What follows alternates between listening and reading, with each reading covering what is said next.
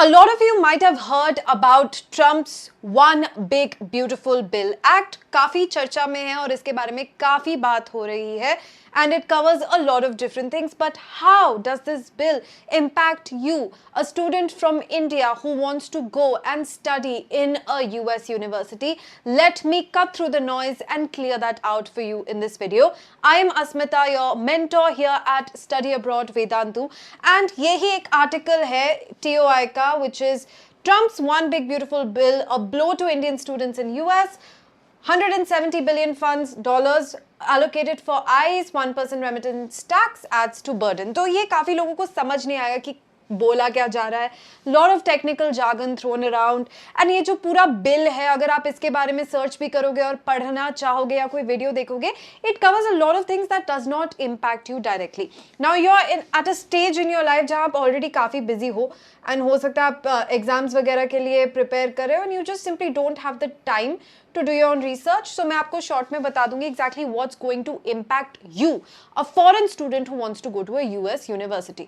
अब थोड़ा कॉन्टेक्स्ट अगर मैं दूं आपको, तो अगर आपने देखा है कि हार्वर्ड के साथ क्या कंट्रोवर्सी हुई है अमेरिका की, तो एक इशू जो आ रहा है वो ये है कि US थिंग्स की जो बच्चे हैं हार्वर्ड में, the causes that they are protesting for can be anti-Semitic, मतलब इजराइल के अगेंस्ट अगर वो बोल रहे हैं तो एलिगेशंस ये गवर्नमेंट की तरफ से कि शायद वो लोग ज्यूज के अगेंस्ट बोल रहे हैं. And you know there has been a history of holocaust genocide जिसमें Jews were affected, and America, especially the government in power right now, has always had a pro-Israel stance. So politics aside, the issue now came down to freedom of speech and क्या उन लोगों को right नहीं है कि अगर उनको अत्याचार होता हुआ दिख रहा है पैलेस्टाइन में, so can they not speak up against it? Is it not a democratic country where everybody has the right to voice their opinion and protest?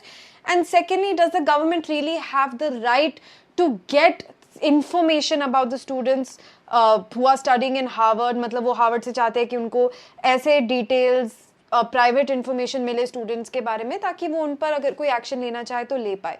Harvard का फाइट ये है कि हम ऐसे डिटेल्स अपने स्टूडेंट्स के गवर्नमेंट को नहीं देंगे. राइट टू प्राइवेसी भी कुछ होता है. तो ये उनकी जो प्रॉब्लम चल रही है आपस में, it's in court and lot of things are being done. Government अपनी तरीके से थोड़ा प्रेशर डालने के लिए हार्वर्ड में या पनिश करने के लिए हार्वर्ड को काफ़ी चीज़ें कर रही हैं. And you can see a little bit of that being mimicked even in this bill, जहाँ जो यूनिवर्सिटीज़ है जिनको एंडाउमेंट्स मिल रहे हैं, उनके एंडाउमेंट्स बहुत हेविली टैक्स होने वाले हैं. बेसिकली फाइनेंशियल प्रेशर डाला जा रहा है एजुकेशनल इंस्टीट्यूशंस पर. अब जैसे हार्वर्ड जो है उसके एंडाउमेंट्स बहुत ज़्यादा है क्योंकि हार्वर्ड का जो एल्यूमिनाई बेस है वो सारे बहुत हाई रैंकिंग पोजीशंस में है, बहुत अमीर है थ्रू आउट द वर्ल्ड. तो उसको कुछ 58 बिलियन डॉलर्स एंडाउमेंट्स में मिल रहा है. And somewhere around I think the 8 billion mark, उसके बियॉन्ड जो यूनिवर्सिटीज़ जिनको एंडाउमेंट्स मिल रहे हैं वो बहुत ही ज़्यादा हेविली टैक्स होने वाले हैं वो एंडाउमेंट्स. तो ये एक फाइनेंशियल प्रेशर डाला है यूनिवर्सिटीज़ पे. सेकेंडली, जो कैपिंग है स्टूडेंट फेडरल लोन्स में वो कर दी गई है. तो कितने हद तक एक बच्चा लोन ले सकता है यूनिवर्सिटी में पढ़ने के लिए, उसको कैप कर दिया गया है और काफ़ी कम अमाउंट पर कैप कर दिया गया है. तो एक बच्चा अगर अफोर्ड नहीं कर सकता तो वो ये नहीं सोच सकता अब कि मैं पढ़ने जाना चाहता हूँ किसी महंगी यूनिवर्सिटी में तो मैं अपने पूरे ट्यूशन फीस को एज अ लोन ले सकूँ और बाद में चुका दूंगा.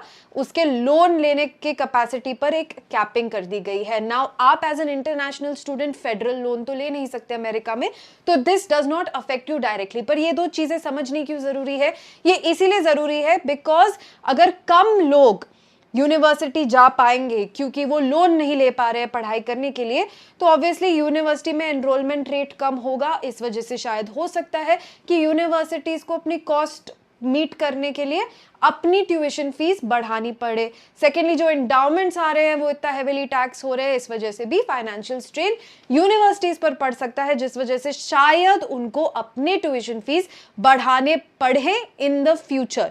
तो ये तो दूर की बात हो गई, ये आपको डायरेक्टली अफेक्ट नहीं करता, पर जानना जरूरी है कि वहाँ का पॉलिटिकल क्लाइमेट अभी क्या है एजुकेशन को लेके, क्योंकि अगर आप वहाँ जाके पढ़ोगे तो वो एक लॉन्ग टर्म इन्वेस्टमेंट है आपकी तरफ से भी. ये नहीं है कि अगले 1-2 साल की बात है, लंबी बात है. ऑलराइट, तो these aside, now what are the things that affect you directly, उसको एक बार ही जान लेते हैं जो कि इस आर्टिकल में दिया गया है। एक तो ये है कि आप ये देख रहे हो आइस का मेंशन किया गया है, ओके, ICE यहाँ पर आप देख रहे हो, वो immigration and customs enforcement agency है यूनाइटेड स्टेट्स की। और अगर आप थोड़ी बहुत पॉलिटिक्स भी फॉलो करते होगे तो काफ़ी ज़्यादा जोर डाला जा रहा है बार बार कि हमें इलीगल इमिग्रेंट्स नहीं चाहिए अपनी कंट्री में, अमेरिका की बात कर रही हूँ। तो वहाँ पर आइस की जो फंडिंग है, जो कि वो एजेंसी है, वो गवर्नमेंट बॉडी है जो रिस्पॉन्सिबल है पता करने के लिए कि कौन इलीगली आया है उस कंट्री में, और उनको डिपोर्ट करने के लिए भी यही जिम्मेदार हैं। तो वो जो एजेंसी है उसको हिस्टोरिकली कभी इतने फंड्स नहीं मिले जितने अब मिल रहे हैं। मतलब मेजॉरिटी जो बजट है गवर्नमेंट का, मतलब काफ़ी ज़्यादा उसका हिस्सा, आई वुडंट से मेजॉरिटी, काफ़ी बड़ा उसका हिस्सा आइस को जा रहा है, विच इज़ $170 बिलियन। तो इतने फंड्स एलोकेट हुए हैं आइस के लिए ताकि वो और रोबस्ट तरीके से काम कर सके। और इसमें एक और प्रैक्टिस जो देखी जा रही है या जो हो रही है वो ये है कि बच्चों के जो फॉरेन स्टूडेंट्स हैं यूनिवर्सिटीज़ में, उनके सोशल मीडिया को भी एनालाइज किया जा रहा है। और बहुत बारी ऐसा, या फिर ऐसा बोला जा रहा है कि हो सकता है, मैंने स्टेटिस्टिकली चेक नहीं किया है कि कितने बच्चों के साथ हुआ है तो मैं आपको एक फिगर नहीं दे सकती, लेकिन ऐसा बोला जा रहा है, बात हो रही है, चर्चा हो रही है कि ऐसा हो रहा है बच्चों के साथ कि उनके सोशल मीडिया प्रोफाइल के बेसिस पर उनको शायद एंट्री ना अलाउ करें वो वापस यूएस में, अगर वो बाय चांस घर आते हैं। एंड देन वीज़ा तो उनका लगा ही हुआ है, वीज़ा तो वैलिड ही है, तो ट्रैवल तो वो कर ही सकते हैं in and out of the country, लेकिन उनको वापस री एंट्री नहीं मिल रही है बेस्ड ऑन सर्टेन पैरामीटर्स। तो क्योंकि आइस की फंडिंग भी बढ़ गई है, हो सकता है थोड़ा जो क्रैकडाउन है वो और ज़्यादा हो। एंड एक और चीज़ जो अब आपको डायरेक्टली इम्पैक्ट करेगी वो ये कि अब जब स्टूडेंट वीज़ा के लिए अप्लाई करेंगे उसकी फीस बढ़ चुकी है, बढ़ जाएगी इवेंचुअली, जब तक आप जाएंगे मोस्ट लाइकली वो बढ़ चुकी होगी। एंड वो अराउंड अब आपको $600 का पड़ेगा। तो ये भी एक ब्लो है, एक एडेड फाइनेंशियल बर्डन है कि जो स्टूडेंट वीज़ा की फीस है उसकी भी कॉस्ट बढ़ गई है। अपार्ट फ्रॉम दैट, आप जो ट्रैकिंग है, वीज़ा वायलेशंस है थोड़ी सी भी, इन सब चीज़ों पे और कड़ी नज़र रखी जाएगी। और हल्की सी वायलेशन भी कुड मीन कि आपको री एंट्री वापस यूएस में ना मिले। एक और चीज़ ये हो रही है कि 1% रेमिटेंस टैक्स लग रहा है, यानी कि अगर आप अमेरिका के कमाए हुए पैसे अपने घर भेजते हैं, होम कंट्री में भेजते हैं अपने माँ बाप की हेल्प करने के लिए या किसी और रीज़न के लिए, उसको उस पर एक 1% टैक्स लगेगा। अब ये 1% कम हुआ है एक्चुअली, पहले प्रपोज्ड जो रेमिटेंस टैक्स था वो ज़्यादा था, 3% के अराउंड था, तो 1% कम है। लेकिन ये फिर भी एक एडेड स्ट्रेन है उन बच्चों पे जो ऑलरेडी पाई जोड़कर हर डॉलर संभाल कर खर्चा कर रहे हैं, क्योंकि उनको अपनी पढ़ाई पूरी करनी है, मुकम्मल करनी है। तो उनके लिए अब जब पैसे वो भेजेंगे, शायद अपने कुछ पार्ट टाइम जॉब से बाद में जब कमा रहे हो तो वो भेजेंगे, तो उस पर 1% टैक्स होगा। तो ये एक इशू है फॉरेन बच्चों के लिए। सो वीज़ा फीस आपकी इंक्रीज हुई है बहुत तगड़ा, कोई भी हल्का वायलेशन को भी बहुत कड़ी निगरानी से देखा जा रहा है। साथ ही में जो रेमिटेंस टैक्स है वो लग रहा है।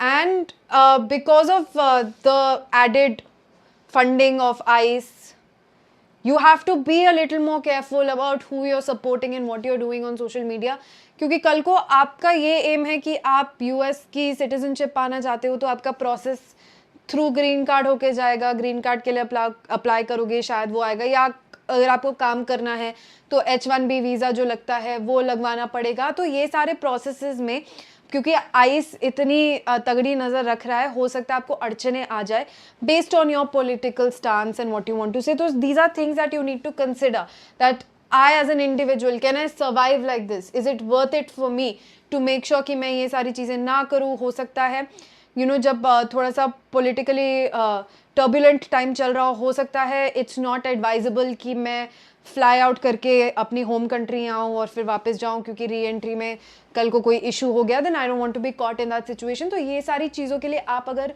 प्रिपेयर्ड हो और आपको लगता है ये वर्थ इट है अभी भी यूएस यूनिवर्सिटी से मुझे पढ़ाई करना, keeping all of these things in mind, only then should you consider otherwise काफ़ी स्टडी अब्रॉड एक्सपर्ट्स हैं जो कह रहे हैं कि अब थोड़ा सा पर्सपेक्टिव बच्चों को खोल लेना चाहिए and suggest that prospective Indian students might now consider alternative study destinations. और ये हम आपको भी बताते रहते हैं कि क्या ऑल्टरनेटिव्स हैं। So keeping all of these things in mind, I am not trying to insinuate या से कि आपको अमेरिका नहीं जाना चाहिए, obviously that's your call, but these are things that you need to be aware of. और इनमें developments होती रहेंगी, वहाँ पे इंटरनली भी काफ़ी लोग प्रोटेस्ट कर रहे हैं, क्रिटिसाइज कर रहे हैं, जो भी है। तो जो भी डेवलपमेंट्स जैसे जैसे होती हैं, क्या पॉलिटिकल एटमॉस्फेयर है, क्या क्लाइमेट है उस कंट्री का, इन सब चीज़ों को मद्देनजर रखते हुए अपना डिसीजन लीजिएगा। सिर्फ अमेरिका में ही बहुत अच्छी यूनिवर्सिटीज़ नहीं है, और अब हैविंग सेट की यूनिवर्सिटीज़ पे फाइनेंशियल स्ट्रेन आ सकता है कल को अगर उनकी ट्यूशन कॉस्ट बढ़ी, क्या आप उसको अफोर्ड कर पाएंगे, इन सारी चीज़ों के बारे में ज़रूर गौर से सोचिएगा before taking any decision. Take care of yourselves, I will see you next time, bye bye.